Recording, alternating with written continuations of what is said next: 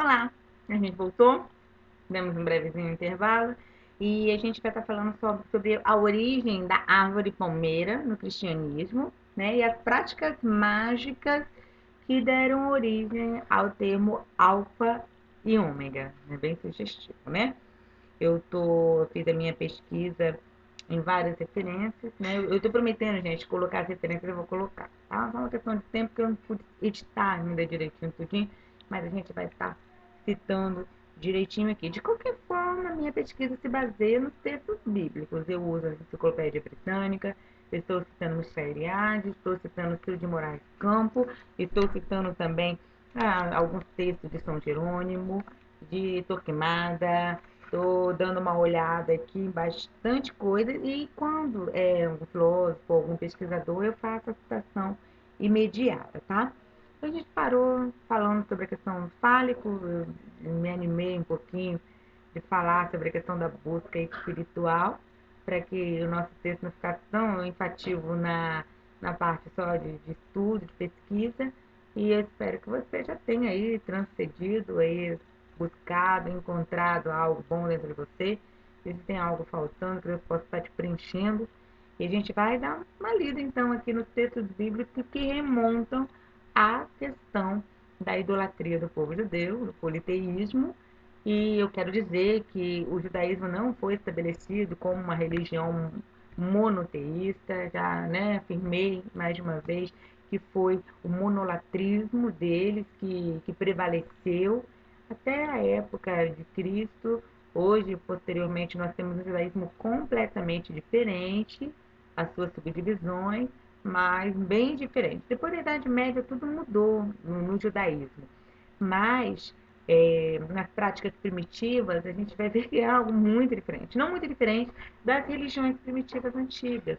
Por isso que a gente está aqui discutindo, passando para vocês. Então, eu vou falar então da onde os textos e contextos que falam a respeito dos bosques, da adoração e veneração a Será, e também a consórcio Baal, e também aonde nós vamos encontrar a adoração e veneração às árvores. Sim, sim. Assim como os celtas, né, adoravam o carvalho, os druidas, os judeus também estavam ligados a esse tipo de veneração. Então, não resta dúvida sobre o assunto para alguém que é familiarizado, né? Para aqueles que estão ouvindo isso pela primeira vez, podem até se escandalizar, mas não se escandalizem não, é uma oportunidade da gente crescer, de construir, mas não vai ter que desconstruir alguma coisa para isso, né? Então, quem está familiarizado com as religiões antigas, principalmente com o estudo, unindo a antropologia ao estudo teológico, fica bem legal de estar, inclusive, me ajudando a melhorar as minhas pesquisas, né? Os estudiosos de evolução humana também vão adorar, né? Porque está bem pertinho do evolucionismo, né?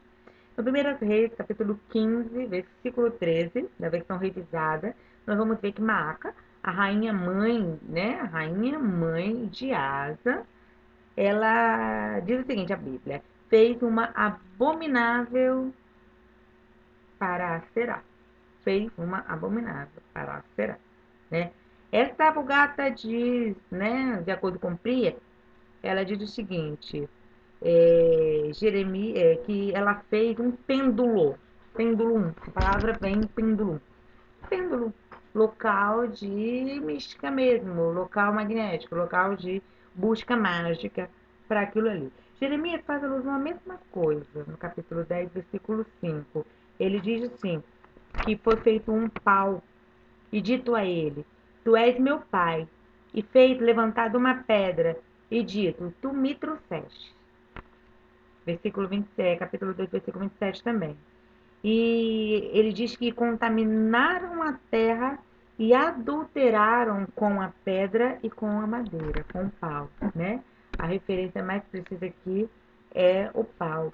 Aí ele diz, existem meretrizes debaixo de toda a árvore. Lembra que eu falei que o termo prostituto ritual, meretriz, ele é muito usado para quem pratica adoração, veneração a outros deuses, né? É isso aí. Agora a gente vai começar a ver de perto. A gente também vai ver em Oséias, capítulo 4, versículo 13, Isaías, no capítulo 17, versículo 8, que eles fazem alusão a Serim. A gente viu plural aqui, ó. Não é a será, ou a tarot, né? Que ambas são femininos, palavras substantivos femininos próprios. Nós vamos ver aqui a serine disposta no seu dia, ou seja, há vários descendentes. É como se Baal e a Será tivessem procriado e os seus, né? Os seus filhotinhos, os seus, né? Os resultados genéticos dele pudessem também ser invocados ou evocados, né? E vamos lá. Então, eles existiam em todos aqueles locais, né? E o próprio Ezequiel, no capítulo 16, versículo 17, ele faz alusão, dizendo assim: Tu também tens tomado tuas joias, e do meu ouro e da minha prata, que eu tenho provido e dado a vocês, e fizeste com estes imagem de homem, e te prostituíste com ela. A gente já viu um Deus ciumento aqui, né? Um Deus zeloso. A margem de ler mais propriamente, né, as imagens, né, porque no texto de Hebreu de um homem seria Chamis, Zaké, né, Zaká. O macho aqui pode ser um eufemismo, como o de Genésio, né, na metáfora de Números 24, versículo 7. Essas coisas são exas nostra sensum obsquena sede familiares orientados, né?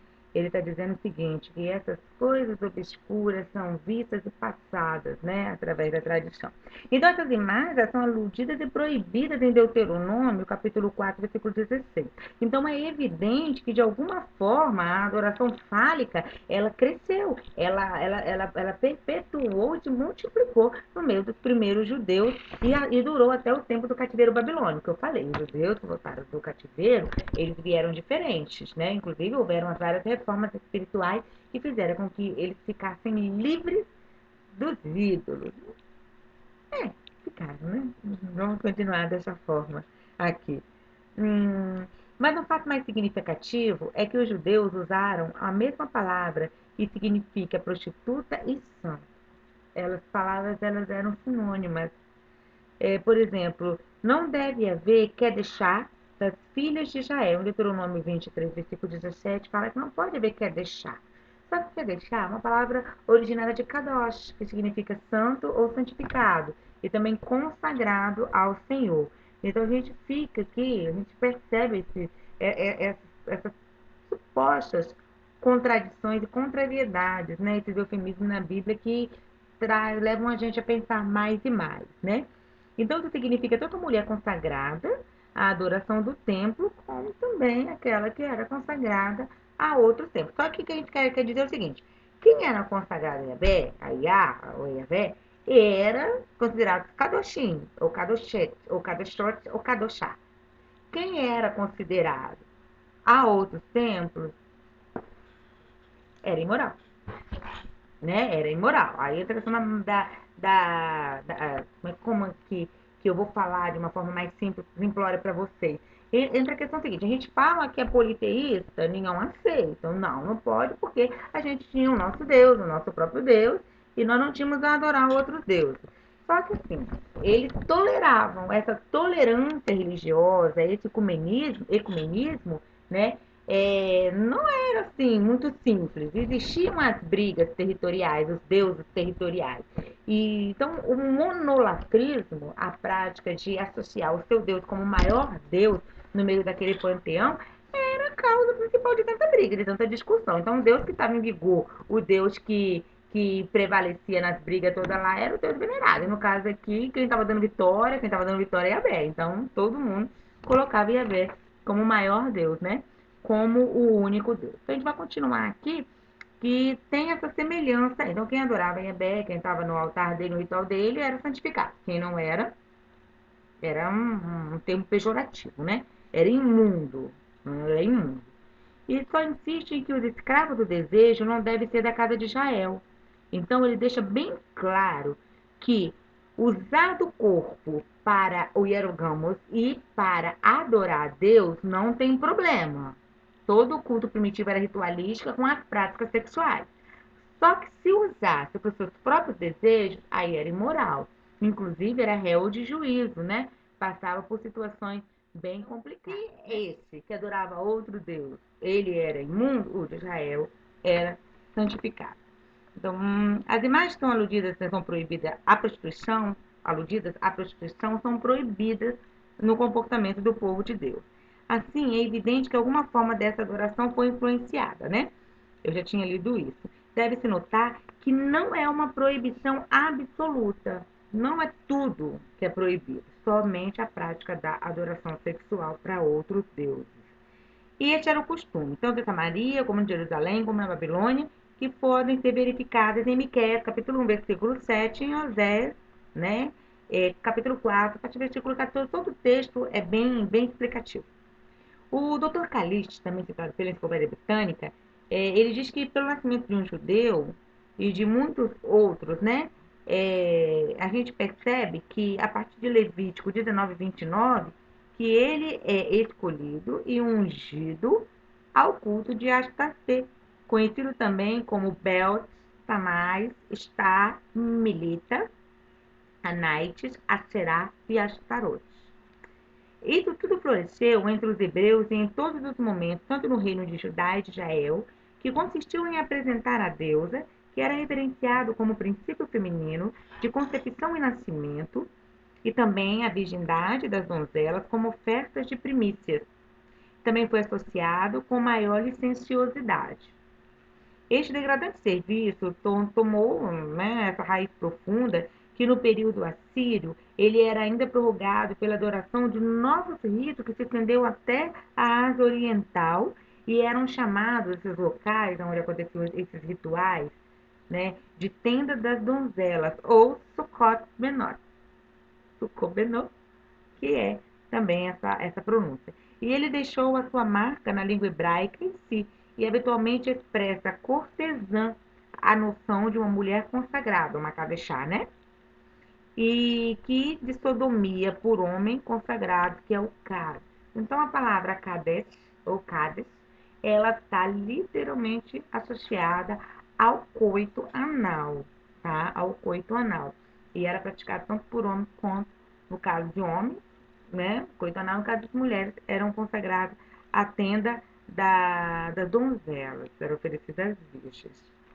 Sucomenô, em 2 Reis, capítulo 17 e 30, pode ser livremente citado, chamado de tabernáculo de Vênus também, por outros povos. Vênus é plausivelmente derivada de Benô, cujo culto estava no momento inicial divulgado a partir de Cartago e outras partes da África que foram levados para a Itália. O festival de casamento, né, com a deusa, o festival de matrimônio com a deusa entre os judeus era a festa dos tabernáculos. Plutarco, né, inclusive Plutarco sugere que o porco ele foi originalmente adorado pelos judeus, né, mas depois, mais tarde, ele vai ser adorado por outros povos e essa associação com outros povos gerou tabu. Então, os judeus deixaram de comer o porco por conta do tabu, porque ele era um deus, eles não iam comer o próprio, né, o deus que foi originado por outros deuses. Né? Plutarco ele vai dizer isso no volume 2 da sua obra, que foi traduzida por Sir T.J. Fraser, que Golden Book, volume 2, página 52, também página 53, você pode conferir. Ele diz que a festa judaica do tabernáculo é exatamente considerada semelhante à festa de Baco, né? Plutarco ele vai também citar aqui Simpósio, é, volume 3, né, página 310, que também trata de moral, segundo a obra de Plutarco. E eles faziam lá dentro, ele até coloca entre aspas, eu não sei, mas é possível que eles fizessem rituais a Baco. Mas, assim, é uma especulação, não houve nenhuma prova, nenhum achado científico arqueológico que pudesse estar confirmando isso aí. Nem na Bíblia não é muito precisa também nisso aí, não. Então a gente deixa entre aspas, tá? O Dr. Alan Clark, em seu comentário sobre as Segundas Reis, capítulo 12, 30, diz o seguinte: Sukkot Benot, talvez traduzido literalmente como tabernáculo das filhas ou tabernáculo das moças, ou se Benot, né? Benot, se o Benot for tomado como nome de um ídolo do sexo feminino, ele seria um ídolo que a pessoa seria consagrada desde o nascimento para poder construir, procriar e se multiplicar. Então, era uma espécie de deusa de fertilidade, de procriação. E em seguida as palavras expressariam, né, as palavras que eles citavam lá, os cânticos, o sacrário, né, os ornamentos sagrados que produziam as forças da reprodução feminina. E concordando com essa última exposição, os rabinos, né, assim como o Dr. Adam Clarke, eles dizem que o emblema era uma galinha ou galinhas.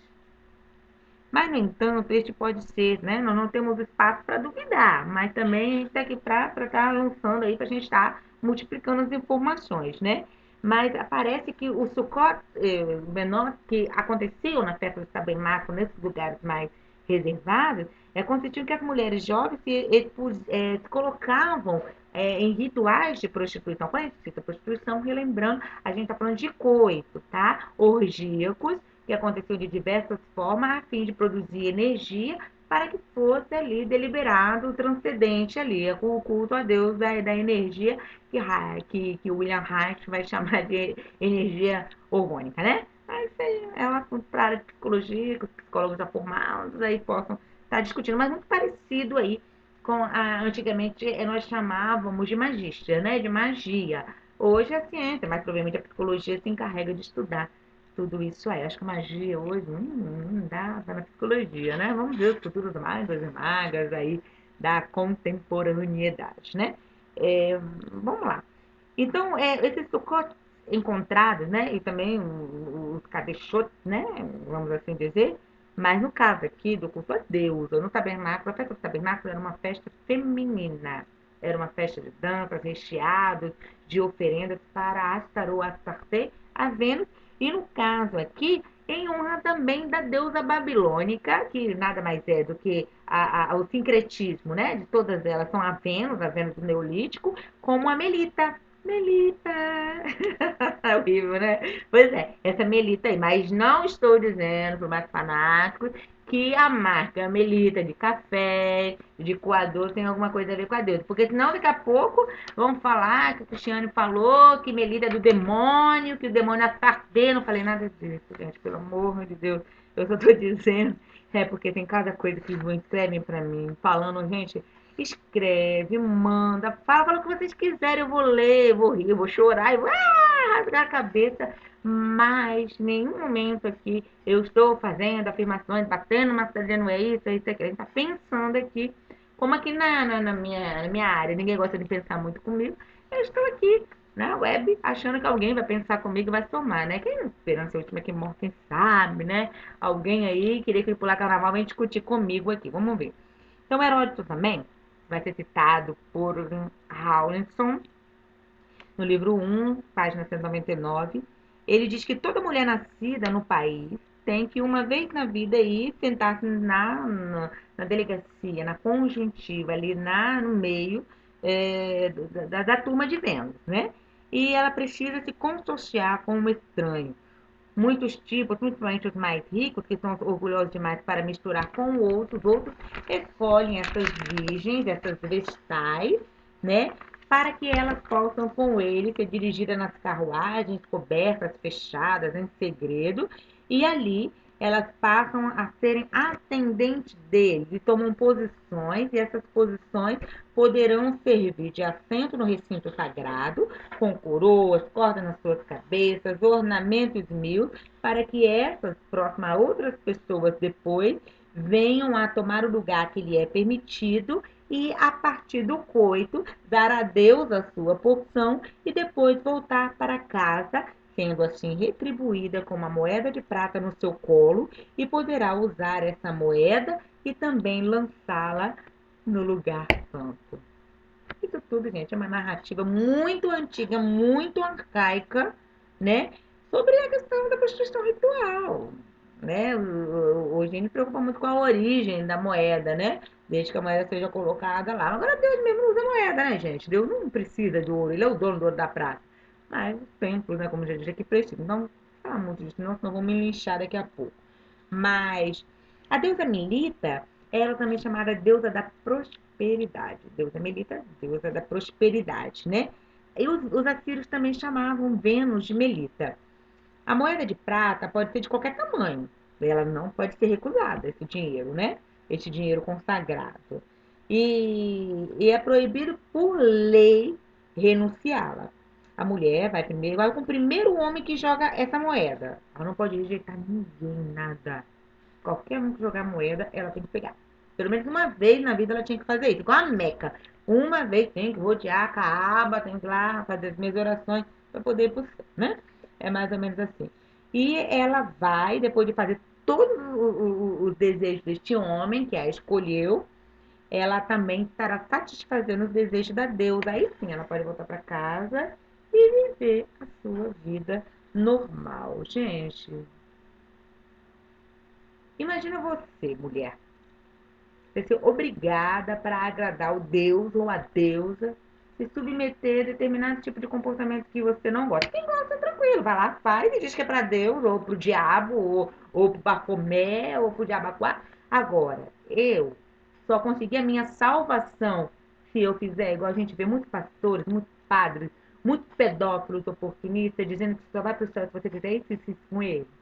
Isso não é novo, tá vendo? Não tem nada novo debaixo do céu, debaixo do sol, nada novo. Desde que o mundo é mundo, as pessoas se aproveitam para tirar vantagem dos menos instruídos. Mas vamos lá. É... Bom, as mulheres escolhidas geralmente eram mais bonitas, mais altas, loiras. Por que eles têm com a loira, né? Tá escrito aqui no texto, eu não tenho culpa disso. Não, tem nada a ver, né? Provavelmente ariano, não sei, não entendo, até porque lá naquela região eu nunca vi loira, né? Daí é bronze. Mas vamos lá. E teriam que ficar um longo tempo para poder cumprir a lei para que houvesse expiação. Alguns esperavam 3 a 4 anos. Algumas esperavam 3 a 4 anos na delegacia de Vênus, lá no local, lá no claustro, né? Vamos assim falar, para poder serem liberadas. Então, esse costume era muito parecido como encontrado nas ilhas de Chipre, né? Inclusive, no livro apócrifo de Jeremias, faz citação desse tipo ritual, tá bom? Baruque, livro de Baruque, capítulo 4, versículo 43, vai achar sobre isso. As mulheres também eram ornamentadas com cordas, e essas cordas eram passadas no caminho e eram jogados, né, farelos, né, de incenso verdes eram queimados e alguns deles eram elaborados, né, desde a antiguidade com receitas mágicas e os homens que queriam se deitar com ela tocavam naqueles nós que eram dados naquela corda e ali eles eram nós, esses nós eles tipificavam os votos que eram feitos. Então cada nó daquele ali era um voto e esse voto era cumprido no final através do ritual.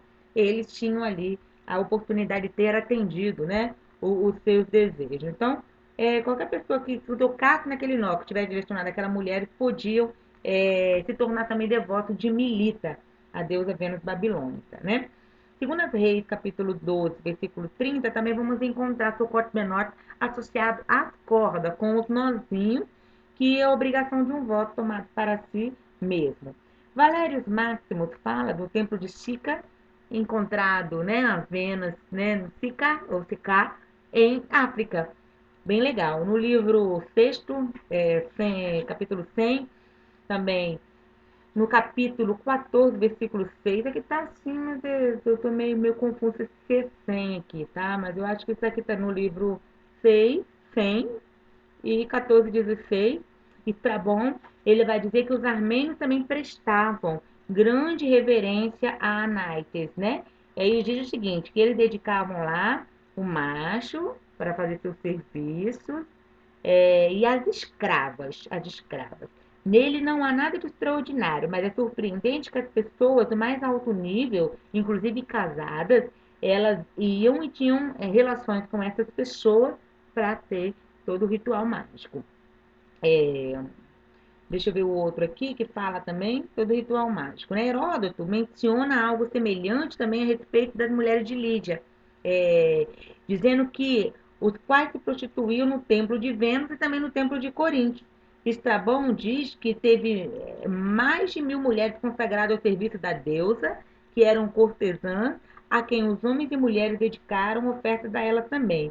E de Comana na Capadócia, ela tem uma relação muito similar. Então a gente vai ver que foi acontecendo em toda aquela região do Oriente Próximo e do Oriente Médio. O Dr. Kelly também diz que em Baal Peor, né? Foi provavelmente o princípio da geração por excelência, e em seus festivais as virgens estavam acostumadas a se deitar, a se prostituir em honra a Pará, essa deusa, né, idólatra, que os judeus julgavam como, né, vergonhosa, mas que eram viciados desde os tempos muito antigos. Elas estão relacionadas, né, e diz que já foi inclusive relacionada a algumas pragas terríveis que tenham destruído 24 mil adoradores. E eles parecem ter agarrado suas práticas vergonhosas e posteriores. No caso, são vergonhosas porque era o coito anal, a homossexualidade. Jerônimo diz claramente que Baal-peor era assim como Príamo dizia, que alguns adoravam ao Peor, ao boi, né, de Peor. Oséias diz que eles foram para Baal-peor e consagraram-se até a coisa mais vergonhosa e se tornaram abomináveis com aquilo que eles amaram. Está no capítulo 9, versículo 10 da edição revisada. Também em Números 26, 1, Amós 2, 7, 8 diz que um filho e um pai entram na mesma moça na casa de Deus. A gente vê um estupro aqui, né? Para profanar o santo nome de Yahvé. Então, assim, usar aquele local do templo, se deitar e dois possuir uma mesma mulher, isso era um crime. Não era considerado entronização a Deus ou a deusa. Era colocado, até porque aquele templo era de Yahvé. Então não podia, o Yahvé, não podiam entrar ali e realizar qualquer tipo de ritual que fosse de outro Deus, né? Então Baal Peor se tornou local da nudez, local da obscenidade, local da liberalidade, das orgias rituais. E foi um pouco exagerado, por isso que ele foi tão combatido.